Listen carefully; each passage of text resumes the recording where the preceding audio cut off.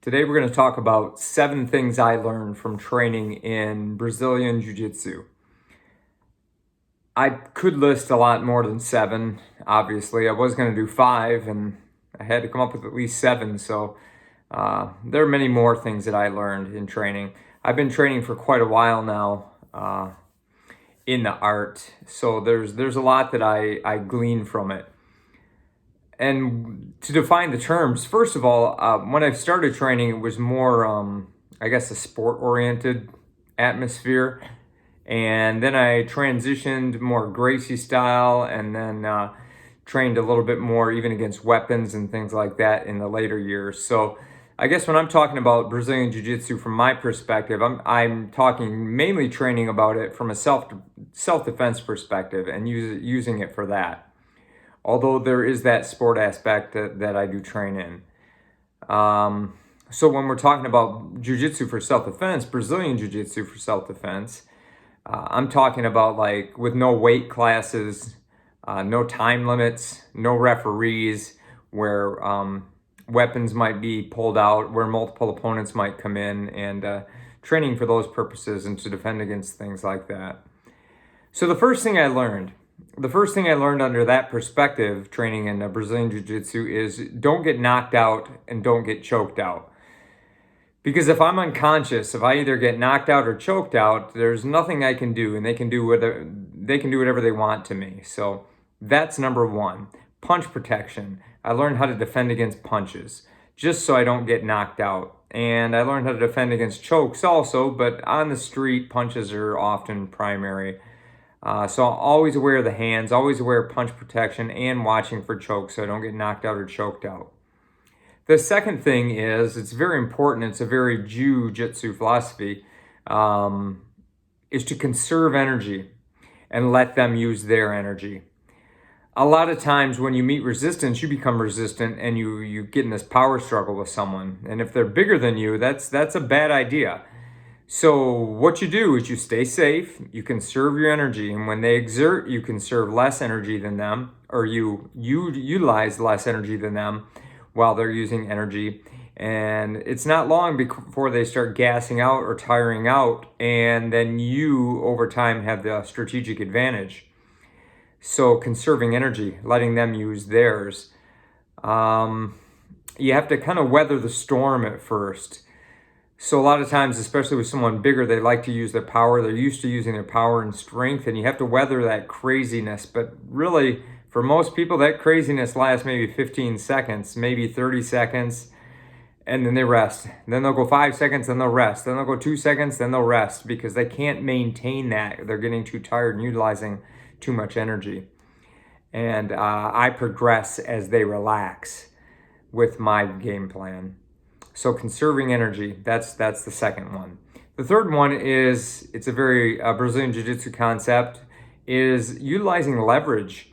Utilizing leverage. The only way, well, one of the only ways, one of the few ways to beat someone who's bigger than you is by utilizing leverage or attacking weak points with strong muscles.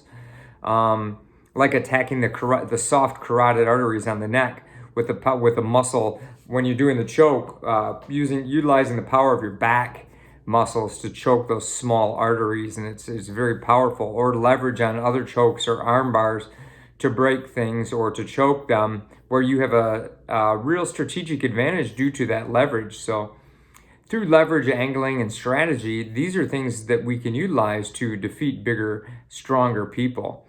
So leverage, I could go into a whole discussion on that, but we'll keep it brief for now. The fourth thing, being comfortable with being uncomfortable, or being comfortable in uncomfortable positions. This is really key. When you're on the bottom and someone's like 100 pounds heavier than you and they're kind of crushing you, think about this. This is a saying that someone told to me once while training, but it's like, when you can be comfortable there on the bottom, I mean, you're staying safe. They're not punching you. They're not choking you out, but they're kind of crushing you and holding you down. When you can be comfortable in all uncomfortable situations, then there's no uncomfortable situation. So think about that. When you're comfortable with everything, nothing's uncomfortable. Now that's a process because most people are very uncomfortable or they feel the need to do something. But we wait, and that's kind of to our advantage. We only proceed when we have the advantage to proceed. So learning to do that is really key. The next thing, the fifth thing, knowing the attack. Knowing the attack well helps us to understand the defense. So even if I don't like a certain attack in jiu-jitsu, it's something that I don't really, I'm like, well, that move's not for me or something like that. I need to understand that move well and train it anyway, at least a bit, because so I can recognize it when it's used against me, and I can recognize it early, because recognizing things early is what saves me. When I'm late, I'm deeper in the hole and it's harder to dig out of it if I can at all. So knowing the attack, you need to know all the attacks and know all the potentials of every attack, and then you have the best chance of defending it.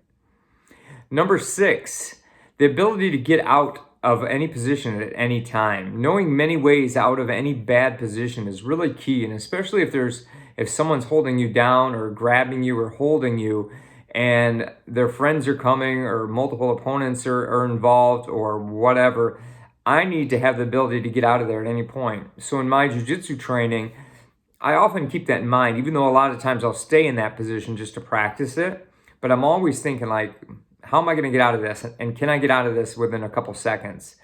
And, that's kind of my game plan, my strategy.